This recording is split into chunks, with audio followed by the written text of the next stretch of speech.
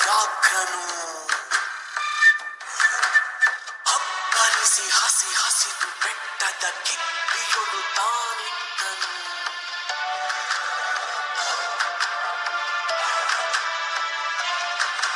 ಸಿಡಿದು ರೋಷದಿ ಮೊರೆಯುತ್ತಾ ಹುಲಿ.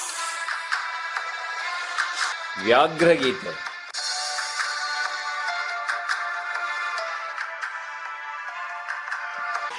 ಲೇಖಕರು ಶ್ರೀ ಎ.ಎನ್. ಮೂರ್ತಿರಾವ್.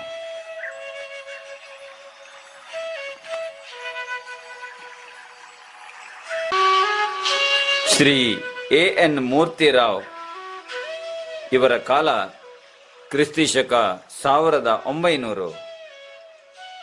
ಇವರು ಮಂಡ್ಯ ಜಿಲ್ಲೆಯ ಅಕ್ಕಿ ಹೆಬ್ಬಾಳಿನವರು. ಇವರ ಪೂರ್ಣ ಹೆಸರು ಅಕ್ಕಿ ಹೆಬ್ಬಾಳು ನರಸಿಂಹಮೂರ್ತಿರಾವ್.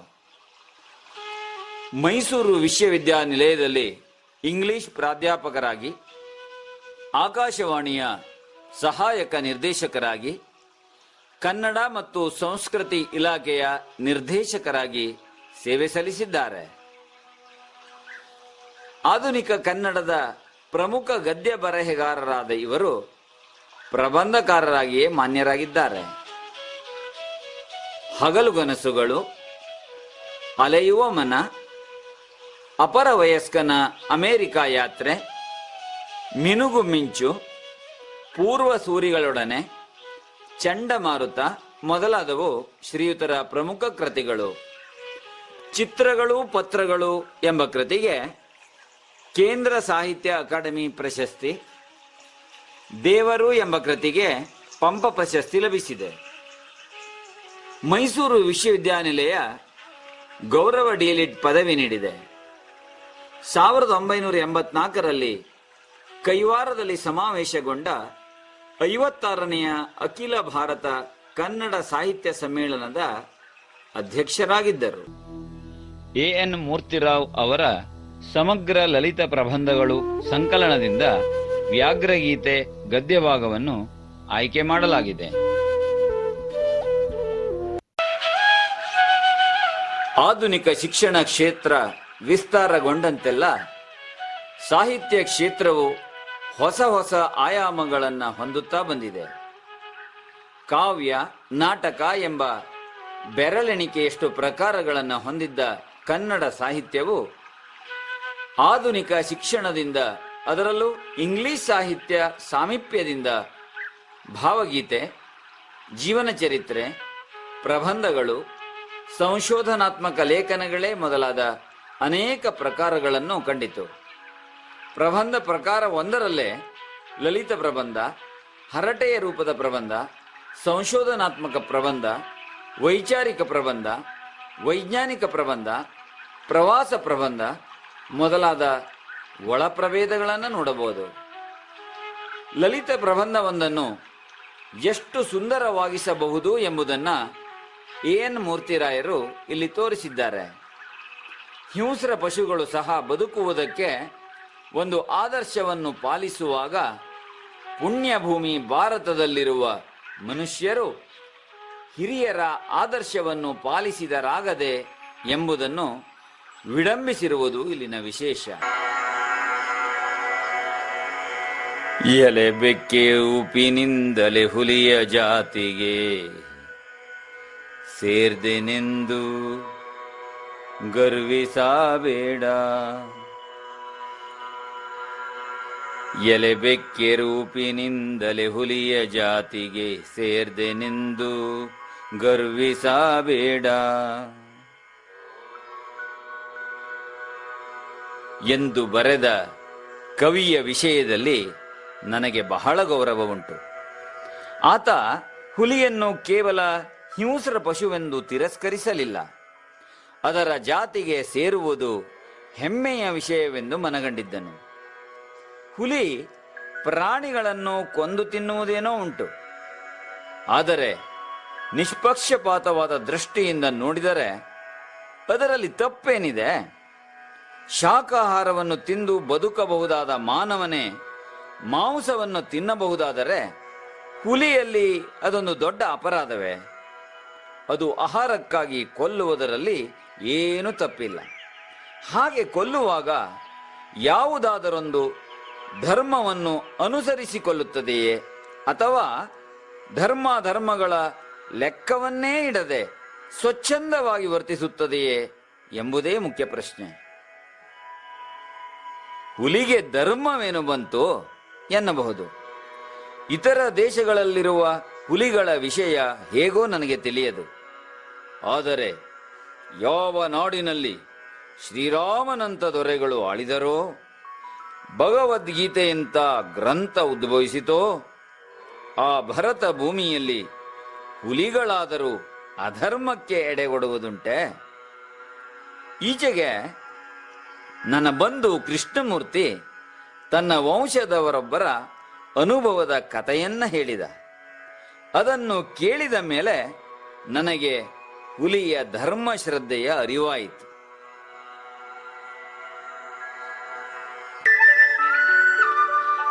ಕೃಷ್ಣಮೂರ್ತಿಯ ಅಜ್ಜಂದಿರು ತುಮಕೂರು ಜಿಲ್ಲೆಯ ಒಂದು ಹಳ್ಳಿಯವರು. ಅವರ ಹಿರಿಯರು ಸಣ್ಣದೊಂದು ಸಂಸ್ಥಾನದಲ್ಲಿ ಮಂತ್ರಿಯಾಗಿದ್ದು ತಮ್ಮ ರಾಜಭಕ್ತಿಗಾಗಿ ಹೆಸರು ಪಡೆದವರು. ನಮ್ಮ ಕಥಾನಾಯಕರ ಕಾಲಕ್ಕೆ ಮಂತ್ರಿತ್ವ ಹೋಗಿ ಕೇವಲ ಶಾನುಭೋಗಕ್ಕೆ ಮಾತ್ರ ಉಳಿದಿತ್ತು. ಆದರೂ ಶಾನುಭೋಗರು ತಮ್ಮ ವಂಶದ ಕೀರ್ತಿಗೆ ಕುಂದು ತರದಂತೆ ಖಿರ್ದಿ ಪುಸ್ತಕವನ್ನು ನಿಷ್ಠೆಯಿಂದ ಕಾಪಾಡಿಕೊಂಡು ಮಸಿಯ ಕಾಣಿಕೆಗಾಗಿ ರೈತರನ್ನು ಪೀಡಿಸದೆ ದೇವರು ಕೊಟ್ಟಷ್ಟರಲ್ಲಿ ತೃಪ್ತಿಗೊಂಡು ಜೀವನ ನಡೆಸುತ್ತಿದ್ದರು. ಅವರ ಭಾಗಕ್ಕೆ ಖಿರ್ದಿ ಪುಸ್ತಕ ಕೇವಲ ಜೀವನದ ಆಧಾರವಲ್ಲ, ಅವರ ರಾಜಭಕ್ತಿಯ ಲಾಂಛನ. ಒಂದು ಬಾರಿ ಅವರು ಇರುಸಾಲಿಗಾಗಿ ಚಿಕ್ಕನಾಯಕನ ಹಳ್ಳಿಗೆ ಹೋಗಿದ್ದರು. ಖಜಾನೆಗೆ ಹಣ ಕಟ್ಟಿ ಸ್ನೇಹಿತರನ್ನ ನೋಡಿಕೊಂಡು ಅಲ್ಲಿಂದ ವಾಪಸ್ಸು ಹೊರಡುವ ವೇಳೆಗೆ ಸಂಜೆ 6 ಗಂಟೆಯಾಗಿತ್ತು. ಅವರು ತಮ್ಮ ಹಳ್ಳಿಯನ್ನು ತಲುಪಬೇಕಾದರೆ ಮದಲಿಂಗನ ಕಣಿವೆಯನ್ನು ದಾಟಿ ಹೋಗಬೇಕು. ಕಾಡು ದಾರಿ, ಆದರೂ ಬೆಳದಿಂಗಳ ದಿನ. ಸ್ವಲ್ಪ ದೊಡ್ಡ ಹೆಜ್ಜೆ ಹಾಕಿದರೆ ಊಟದ ಹೊತ್ತಿಗೆ ಊರು ಸೇರಿಕೊಳ್ಳಬಹುದು ಎಂದುಕೊಂಡು ಬೇಗ ಬೇಗ ನಡೆದರು.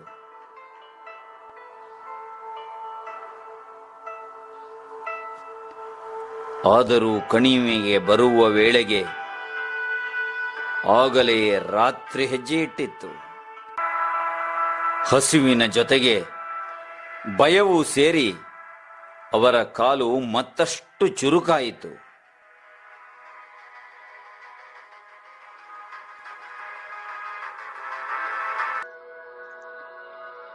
ರಸ್ತೆಗೆ ಸ್ವಲ್ಪ ದೂರದಲ್ಲೇ ಇದ್ದ ಗುಹೆಯಲ್ಲಿ ಹುಲಿಯೊಂದು ಮಲಗಿತ್ತು. ದಿನವೆಲ್ಲ ನಿದ್ದೆ ಮಾಡಿ ಆಗ ತಾನೇ ಆಕಳಿಸುತ್ತಾ ಎದ್ದ ಹುಲಿಗೆ ತನ್ನ ಹೊಟ್ಟೆ ಬರಿದಾಗಿದೆ ಎಂದು ಭಾಸವಾಯಿತು. ವಿಧಿ ಆಹಾರಕ್ಕೆ ಏನನ್ನು ಒದಗಿಸುವುದೋ ಎಂದು ಯೋಚಿಸುತ್ತಾ 1-2 ಸಾರಿ ಮೈ ಮುರಿದು ಹೊರಟಿತು.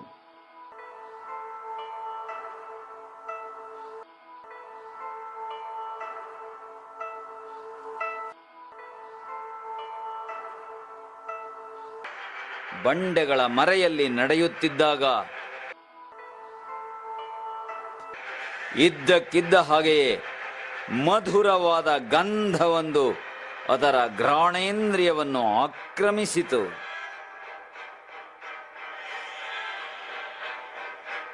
ಆ ಸುವಾಸನೆಯ ಜಾಡನ್ನೇ ಹಿಡಿದು ನಿಶ್ಶಬ್ದವಾಗಿ ನಡೆಯುತ್ತಾ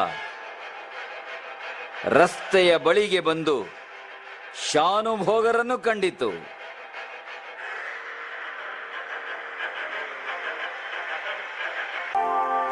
ಅವರ ದುಂಡು ದುಂಡಾದ ಶರೀರವನ್ನು ನೋಡಿ ಹುಲಿಗೆ ಪರಮಾನಂದವಾಯಿತು. ಹುಲಿಯ ಆನಂದಕ್ಕೆ ಕೊರತೆ ಹೊಂದಿತ್ತು.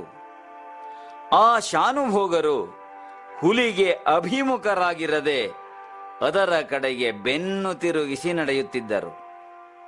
ಯಾರನ್ನೇ ಆಗಲಿ ಭರತ ಕಂಡದ ಹುಲಿಗಳು ಹಿಂದಿನಿಂದ ಹಾರಿ ಕೊಲ್ಲುವುದಿಲ್ಲ. ಶತ್ರುವನ್ನಾದರೂ ಸರಿಯೇ, ಆತ ಬೆನ್ನು ತಿರುಗಿಸಿರುವಾಗ ಕೊಲ್ಲುವುದು ಧರ್ಮವಲ್ಲವಷ್ಟೇ. ಆದ್ದರಿಂದ ಹುಲಿ ಹೇಗಾದರೂ ಮಾಡಿ ಶಾನುಭೋಗರಿಗೆ ಅಭಿಮುಖವಾಗಿ ಬರಬೇಕು. ಆದರೆ ಅವರನ್ನು ಹಾದು ಮುಂದೆ ಹೋಗುವುದು ಕಷ್ಟ. ನಿಶ್ಶಬ್ದವಾಗಿ ಅವನ ಹಿಂದೆಯೇ ನಡೆದು ಅನಂತರ ಅವನ ಮುಂಭಾಗಕ್ಕೆ ನೆಗೆದು ಕೂಡಲೇ ತಿರುಗಿ ಅವನ ಮೇಲೆ ಬೀಳಬೇಕು. ತನ್ನ ಬಡಬಂಧುವಾದ ಬೆಕ್ಕಿನಂತೆ ದೇಹವನ್ನು ಹುದುಗಿಸಿಕೊಂಡು ಹುಲಿ ಮೆಲ್ಲ ಮೆಲ್ಲನೆ ಶಾನುಭೋಗರ ಹತ್ತಿರ ಸರಿಯಿತು.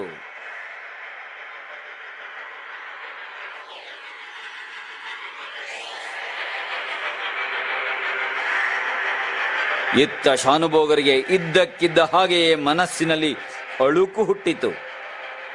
ಪಂಚೇಂದ್ರಿಯಗಳಿಗೆ ಗೋಚರವಾಗದಿರುವಂತಹ ಅಪಾಯವನ್ನು ಸೂಚಿಸುವ 6ನೆಯ ಇಂದ್ರಿಯ ಒಂದಿದೆ ಎಂದು ಬಲ್ಲವರು ಹೇಳುತ್ತಾರೆ. ಶಾನುಭೋಗರಲ್ಲಿ ಆ ಇಂದ್ರಿಯ ಜಾಗೃತವಾಗಿ ಹುಲಿ ಬಂದದ್ದು ಅವರಿಗೆ ತಿಳಿಯಿತು. ಹುಲಿಯೇ ಆದರೂ ಅದು ಹಿಂದಿನಿಂದ ಮೇಲೆ ಬೀಳುವುದಿಲ್ಲ ಎಂದು ಶಾನುಭೋಗರು ಬಲ್ಲರು. ಹುಲಿಗೆ ಹೊಳೆದ ಯೋಚನೆಯೇ ಅವರಿಗೂ ಹೊಳೆಯಿತು. ಹುಲಿ ಹತ್ತಿರ ಬಂದು ನೆಗೆಯಿತು.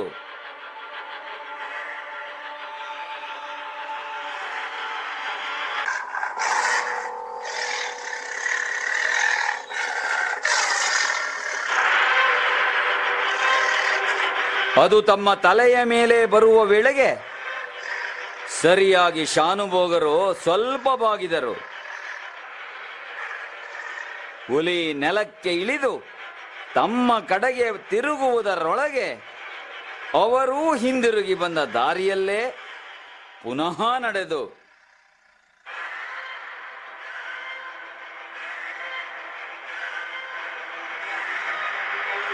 ಹುಲಿ ಕತ್ತೆತ್ತಿ ನೋಡಿದರೆ ಶಾನುಭೋಗರು ಮತ್ತೆ ತನ್ನ ಕಡೆಗೆ ಬೆನ್ನು ತಿರುಗಿಸಿದ್ದಾರೆ.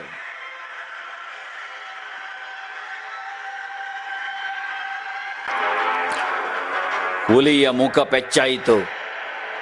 ಆದರೆ ಶಾನುಭೋಗರ ವಿಷಯದಲ್ಲಿ ಮೆಚ್ಚುಗೆಯೂ ಆಯಿತು.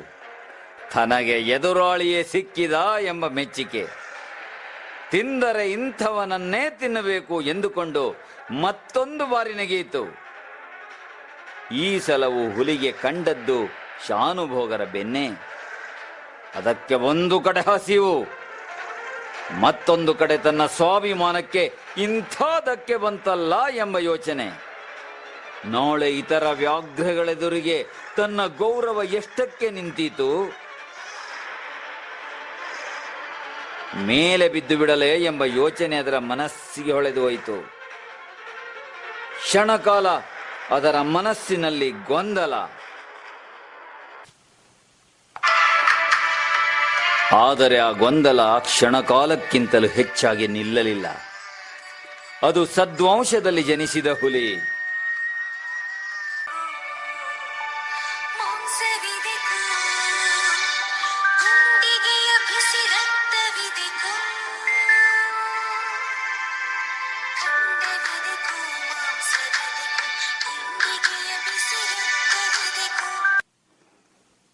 ಎಂದು ಆ ಹಸು ಆಹ್ವಾನ ಕೊಟ್ಟಾಗ ತನ್ನ ಅಜ್ಜ ಬಾಯಿ ಚಪ್ಪರಿಸಿಕೊಂಡು ಹಸುವನ್ನು ತಿನ್ನಬಹುದಾಗಿತ್ತು. ಆದರೂ ಆ ಹುಲಿರಾಯ ಸತ್ಯವ್ರತೆಯಾದ ಪುಣ್ಯಕೋಟಿಯನ್ನು ತಿನ್ನಲೊಲ್ಲದೆ ಪ್ರಾಣ ಬಿಡಲಿಲ್ಲವೇ? ಆ ಪವಿತ್ರ ಕತೆ ಸುವರ್ಣಾಕ್ಷರದಲ್ಲಿ ಲಿಖಿತವಾಗಿ ಇಂದಿಗೂ ಹುಲಿಗಳಿಗೂ ಹಸುಗಳಿಗೂ ಆದರ್ಶವಾಗಿಲ್ಲವೇ? ಅಂಥ ಹುಲಿಯ ಮೊಮ್ಮಗನಾಗಿ ಹುಟ್ಟಿ ತಾನು ಅಧರ್ಮಕ್ಕೆ ಕೈ ಹಾಕುವುದೇ? ಹುಲಿಗೆ ಭಗವದ್ಗೀತೆ ನೆನಪಿಗೆ ಬಂತು. ಸ್ವಧರ್ಮೇ ನಿಧನಂ ಶ್ರೇಯ. ಬೈಬಲ್ ನೆನಪಿಗೆ ಬಂತು. ಸೈತಾನ ಹಿಂದಿರುಗು ಎಂದುಕೊಂಡಿತ್ತು.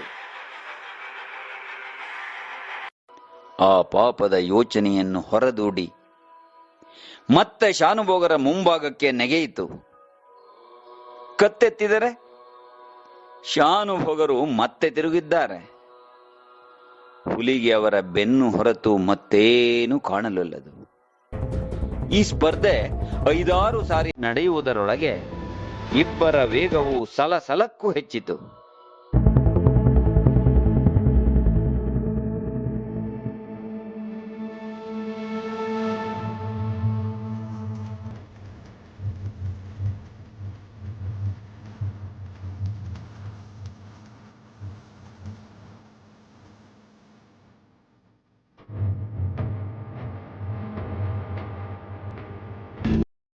ಈಗ ಶಾನುಭೋಗರಿಗೆ ನಡೆಯುವುದಂತೂ ಸಾಧ್ಯವಿರಲಿಲ್ಲ.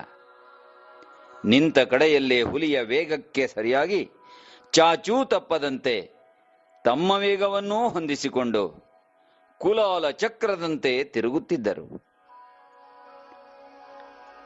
ಒಂದು ಕ್ಷಣವಾದರೂ ಹುಲಿಗೆ ಅವರ ಮುಖದರ್ಶನವಾಗಲಿಲ್ಲ. ಆದರೆ ಈ ದೊಂಬರಾಟವನ್ನು ಎಷ್ಟು ಕಾಲ ನಡೆಸಲು ಸಾಧ್ಯ? ಶಾನುಭೋಗರ ತಲೆ ಸುತ್ತಲಾರಂಭಿಸಿತು. ಆ ವಿಪತ್ತಿನ ಸನ್ನಿವೇಶದಲ್ಲಿ ಅವರಿಗೆ ತಮ್ಮ ಖಿರ್ದಿ ಪುಸ್ತಕದ ಯೋಚನೆ ಬಂತು.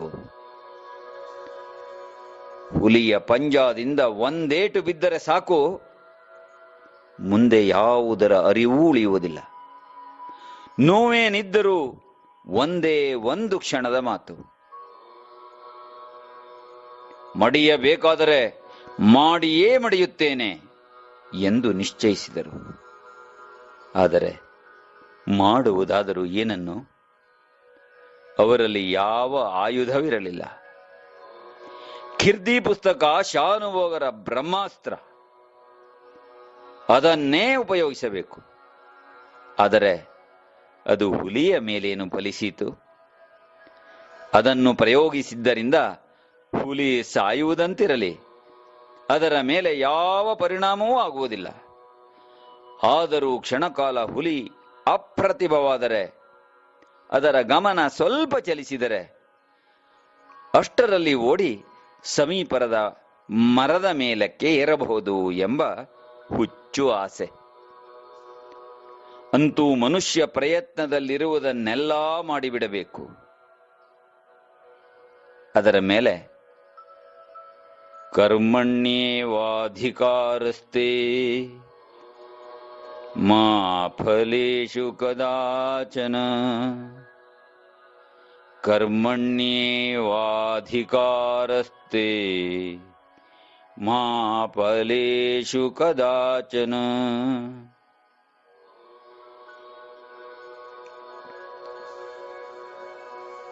ಇತ್ತ ಹುಲಿಗೂ ವಿಪರೀತವಾದ ಆಯಾಸ.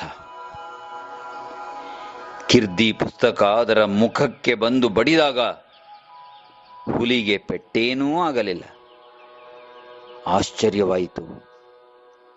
ಬಳಲಿಕೆಯಿಂದ ಜಡವಾಗಿದ್ದ ಮನಸ್ಸಿಗೆ ಪರಿಸ್ಥಿತಿಯ ಅರಿವಾಗಲು 1/2 ನಿಮಿಷ ಹಿಡಿಯಿತು. ಆ 1/2 ನಿಮಿಷದಲ್ಲಿ ಶಾನುಭೋಗರು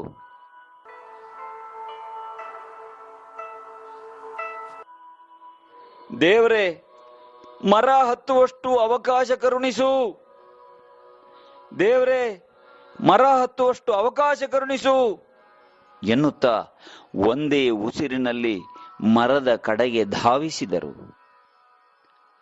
ಆದರೆ ದೇವರ ರಕ್ಷಣಾ ವ್ಯವಸ್ಥೆ ಬೇರೆ ಇತ್ತು.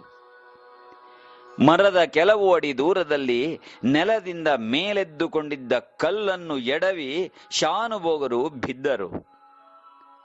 ಮೊದಲೇ ದಣಿವಾಗಿತ್ತು. ಬಿದ್ದ ಪೆಟ್ಟಿಗೆ ಪ್ರಜ್ಞೆ ತಪ್ಪಿತು.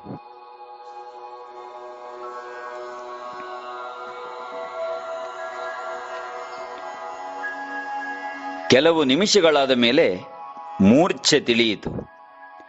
ಆದರೂ ಆಗ ಅವರಲ್ಲಿ ಯಾವುದೊಂದು ಇಂದ್ರಿಯವೂ ಚುರುಕಾಗಿ ಕೆಲಸ ಮಾಡುತ್ತಿರಲಿಲ್ಲ. ಮನಸ್ಸು ಅಸ್ಪಷ್ಟ ಸ್ಥಿತಿಯಲ್ಲಿತ್ತು. ಕಣ್ಣು ಮಂಜು ಮಂಜು. ಎಷ್ಟು ಹೊತ್ತು ಆ ಸ್ಥಿತಿಯಲ್ಲಿದ್ದರೋ ಅವರಿಗಂತೂ ತಿಳಿಯದು. ಎಚ್ಚೆತ್ತಾಗ ಅವರ ಬಳಿಯಲ್ಲಿ 4-5 ಜನ ನಿಂತಿದ್ದರು. ತಮ್ಮ ಮುಖವೆಲ್ಲ ಒದ್ದೆಯಾಗಿತ್ತು. ಇನ್ನೂ ಯಾರೋ ನೀರು ಚಿಮುಕಿಸುತ್ತಲೇ ಇದ್ದರು. ಶಾನುಭೋಗರು ಮೂರ್ಛೆಯಲ್ಲಿದ್ದಾಗ ನಡೆದದ್ದು ಇಷ್ಟು. ಚಿಕ್ಕನಾಯಕನಹಳ್ಳಿಗೆ ತೆಂಗಿನಕಾಯಿ ತುಂಬಿಕೊಂಡು ಹೋಗಿದ್ದ ಕೆಲವು ರೈತರು ತಿಂಗಳ ಬೆಳಕಿನಲ್ಲಿ ಗಾಡಿ ಹೊಡೆದುಕೊಂಡು ತಮ್ಮ ಹಳ್ಳಿಗೆ ಹಿಂದಿರುಗುತ್ತಿದ್ದರು.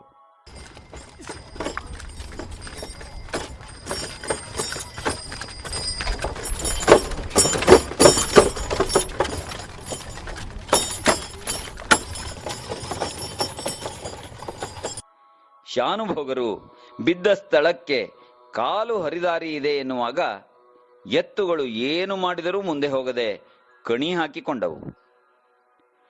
ಅದೇ ವೇಳೆಗೆ ಎದೆ ನಡುಗುವಂತೆ ಹುಲಿಯ ಗರ್ಜನೆ ಕೇಳಿಸಿತು.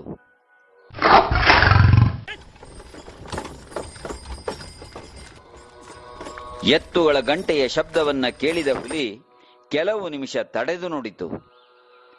ಆದರೆ ರೈತರ ಮಾತು ಕೇಳಿ ಬಂದ ಮೇಲೆ ನಿರಾಶೆಯಿಂದಲೂ ಕೋಪದಿಂದಲೂ ಗರ್ಜಿಸಿ ಪಲಾಯನ ಮಾಡಿತು.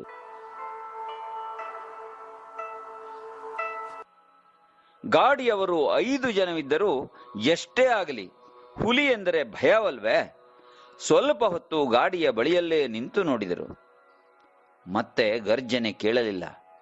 ಅನಂತರ ಅವರು ತಮ್ಮಲ್ಲಿದ್ದ ಕೋವಿಯಿಂದ 1-2 ತೋಟ ಹಾರಿಸಿ ಕೈಲಾದಷ್ಟು ಗಲಭೆ ಮಾಡುತ್ತಾ ತೆಂಗಿನಗರಿಯ ಪಂಜು ಹೊತ್ತಿಸಿಕೊಂಡು ಜಾಗರೂಕತೆಯಿಂದ ಮುಂದುವರಿದರು. ಮೂರ್ಛೆಯಲ್ಲಿ ಬಿದ್ದಿದ್ದ ಶಾನುಭೋಗರನ್ನು ಕಂಡು ಮುಖದ ಮೇಲೆ ನೀರೆರಚಿ ಎಚ್ಚರಿಸಿದರು.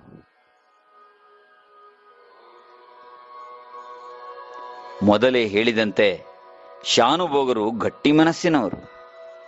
ಬೇಗ ಚೇತರಿಸಿಕೊಂಡು ಎದ್ದು ನಡೆದ ಸಂಗತಿಯನ್ನೆಲ್ಲ ನೆನಪಿಗೆ ತಂದುಕೊಂಡರು. ಮೈಕೈ ಸ್ವಲ್ಪ ನಡುಗುತ್ತಿತ್ತೇ ಹೊರತು ಅವರಿಗೆ ಮೈಯಲ್ಲಿ ಗಾಯವೇನೂ ಆಗಿರಲಿಲ್ಲ. ಹುಲಿಯ ಭಯವೇನೋ ಕಳೆದಿತ್ತು. ಖಿರ್ದಿ ಪುಸ್ತಕವನ್ನು ಮತ್ತೆ ಪಡೆದು ಭದ್ರ ಮಾಡಿಕೊಂಡಿದ್ದಾಯಿತು. ಆದರೆ ಅವರ ಮನಸ್ಸನ್ನೆಲ್ಲ ವಿಸ್ಮಯ ಆವರಿಸಿತು. ತಾವು ಉಳಿದದ್ದು ಹೇಗೆ? ನಿಸ್ಸಹಾಯರಾಗಿ ಪ್ರಜ್ಞೆ ಇಲ್ಲದೆ ಬಿದ್ದಿದ್ದಾಗ ಹುಲಿ ತಮ್ಮನ್ನು ಎಳೆದುಕೊಂಡು ಹೋಗಲಿಲ್ಲವೇಕೆ? ಸ್ವಲ್ಪ ಹೊತ್ತು ಯೋಚಿಸಿ ಗಾಡಿಯವರನ್ನ ಕೇಳಿದರು. ನಾನು ಮುಖ ಮೇಲಾಗಿ ಬಿದ್ದಿದ್ದೇನೆ ಎಂದು. ಇಲ್ಲ, ಅವರು ಬಿದ್ದಿದ್ದದ್ದು ಬೆನ್ನು ಮೇಲಾಗಿ. ಶಾನುಭೋಗರ ಸಮಸ್ಯೆಗೆ ಉತ್ತರ ದೊರೆತಂತಾಯಿತು. ಕೊನೆಯವರೆಗೂ ಆ ಪ್ರಾಣಿ ತನ್ನ ಕುಲಧರ್ಮವನ್ನು ಪಾಲಿಸಿಕೊಂಡೇ ಬಂದಿತ್ತು. ಉದಾರ ಹೃದಯದವರಾದ ಶಾನುಭೋಗರ ಬಾಯಿಯಿಂದ ಭಲೇ ಎಂಬ ಮೆಚ್ಚುಗೆಯ ಮಾತು ಹೊರಟಿತು. ಸಂದರ್ಭವನ್ನರಿಯದೆ ಈ ಶಾನುಭೋಗರಿಗೆ ಹುಚ್ಚುಡೀತೋ ಎನ್ನುವಂತೆ ನೋಡುತ್ತಿದ್ದ ಗಾಡಿಯವರಿಗೆ ಅಂದಿನ ಕಥೆಯನ್ನೆಲ್ಲ ಹೇಳಿದರು. ಶಾನುಭೋಗರು ಕುಡಿದ ನೀರು ಅಲುಗದ ಹಾಗೆ ಎನ್ನಲಾಗದಿದ್ದರೂ ಜೀವ ಸಹಿತ ಮನೆ ಸೇರಿಕೊಂಡರು. ರಸದೂಟವನ್ನು ಮಾಡಿದರು. ಹುಲಿ ಈಗ ಎಷ್ಟು ಹಸಿದಿರಬೇಕು? ಹುಲಿ ಈಗ ಎಷ್ಟು ಹಸಿದಿರಬೇಕು ಎಂಬ ಯೋಚನೆ ಬಂದಾಗ ಅವರ ವದನಾರವಿಂದದಲ್ಲಿ ಮುಗುಳುನಗೆ ಮೂಡಿತು. ಊಟದ ರುಚಿ ಇಮ್ಮಡಿಯಾಯಿತು. ಅವರಿಗೆ ಅರೆ ನಿಮಿಷದ ಅವಕಾಶವನ್ನು ಒದಗಿಸಿಕೊಟ್ಟು ಪ್ರಾಣವನ್ನು ಕಾಪಾಡಿದ ಆ ಖಿರ್ದಿ ಪುಸ್ತಕ ಎಂದಿನಂತೆ ತನ್ನ ಜೀರ್ಣ ವಸ್ತ್ರದ ಹೊದಿಕೆಯಲ್ಲಿ ತೊಲೆಯಲ್ಲಿ ವಿಶ್ರಾಂತಿ ಪಡೆಯುತ್ತಿತ್ತು. ಶಾನುಭೋಗರ ದೃಷ್ಟಿಯು ಅನಂತ ವಾತ್ಸಲ್ಯದಿಂದ ಕೃತಜ್ಞತೆಯಿಂದ ಆ ಕಡೆಗೆ ಹೊರಳಿತು. ಆ ಶಾನುಭೋಗರಂತೂ ಈಗ ಇಲ್ಲ. ಆದರೆ ಖಿರ್ದಿ ಪುಸ್ತಕ ಇಂದಿಗೂ ಭದ್ರವಾಗಿದೆ. ದೇವರ ಮಂದಾಸನದ ಮೇಲೆ ಮಂಡಿಸಿ ಶಾನುಭೋಗರ ಸಂತತಿಯವರಿಂದ ಈಗಲೂ ಪೂಜೆಯನ್ನು ಕೈಗೊಳ್ಳುತ್ತಿದೆ. ಅವರೆಲ್ಲರ ಕೃತಜ್ಞತೆಯೂ ಅದಕ್ಕೆ ಸಂದಿದೆ. ಆದರೆ ನಿಜವಾಗಿ ನೋಡಿದರೆ ಶಾನುಭೋಗರು ಉಳಿದದ್ದು ಕೀರ್ತಿ ಪುಸ್ತಕದಿಂದ ಅಲ್ಲ, ಹುಲಿಯ ಧರ್ಮ ಶ್ರದ್ಧೆಯಿಂದ. ಶಾನುಭೋಗರು ಉಳಿದದ್ದು ಕೀರ್ತಿ ಪುಸ್ತಕದಿಂದ ಅಲ್ಲ, ಹುಲಿಯ ಧರ್ಮ ಶ್ರದ್ಧೆಯಿಂದ. ಆ ಗುಣವನ್ನು ಹಾಡಿ ಹೊಗಳುವ ಭಾಗ್ಯ ನನ್ನ ಪಾಲಿಗೆ ಬಂದಿದೆ.